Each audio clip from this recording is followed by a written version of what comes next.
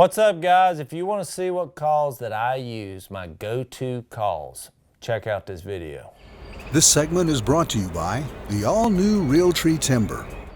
Well, some of y'all have been asking what kind of calls do we have on our lanyard, and now obviously I'm not going to wear, these are my calls, up to date.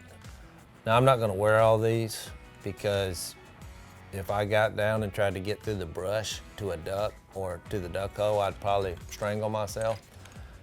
But these are two lanyards, and I'll make a decision, usually the night before, and I'll get it down to 4 or 5 calls, just based on the conditions or where we at. But to give you the gist of how I think, and we mainly hunt timber, but if I was gonna hunt in a field, I would need to be loud. I mean, this is the Jase Robertson Pro Series, and I said this call is so good I put my name on it, and they did. It's in the middle of the road as far as volume. Now, this is Mallard hen. There's your feed call. Little rasp. I like that little high pitch you get off away from it. But now if I was gonna be out in the field,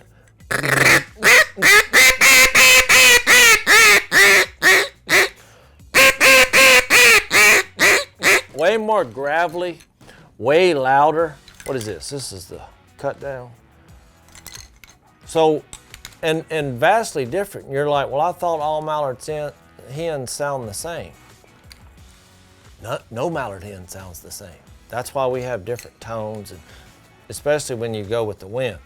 But you're trying to represent what a duck sounds like in their mind based on the conditions. You're just trying to get the sound to their ears. Now, where's my mallard drake call? Hand me this mallard drake call right here.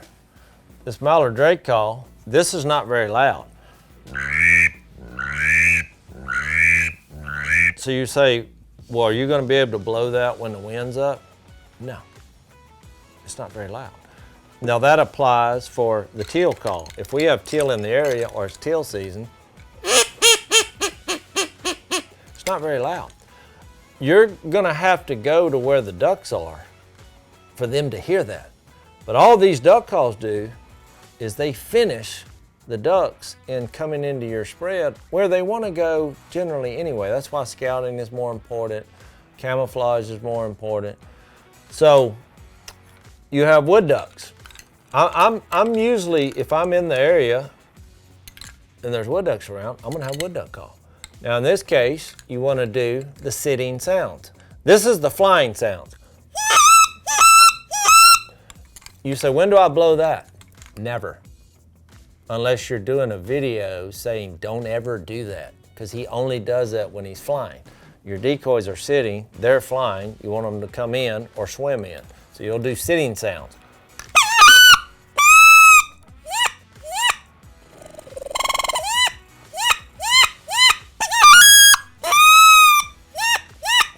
You said, now how are you doing that? I'm just putting pressure on that reed that has 2 levels, and it'll break over on its own. You say, you inhale, put yourself under pressure, and watch how I put pressure. It broke over on its own. I just forced it to go over. So all those sounds, I'm adding my tongue, and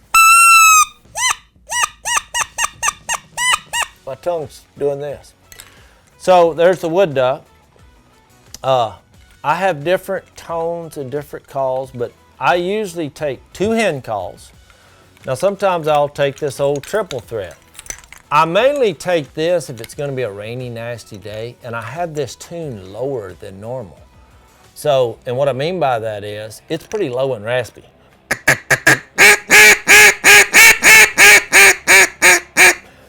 Because if it gets wet, which it's not right now, the pitch goes up a little bit. So these are things that I think about. So I may take, if I'm gonna be in the open field, I may take my louder call. And then if they get in a little tighter on the last pass, which sounds like a different mallard hen, which he then says, oh, there's 2 of them that are talking that are interested. Then you throw in the mallard drake when they're closed. So there's your mallards. And the other ducks the same way. But that's generally how I do it. Those are my go-to calls, which I have different species. But if we're going to be in a gadwall area where there's gadwalls, I'll take away the drake call and add a gadwall. So I'm going to add the species, but I'm also going to have a couple of options for mallard hen calls. And basically, if they're not responding when I call, I'll change something. I'll change the call.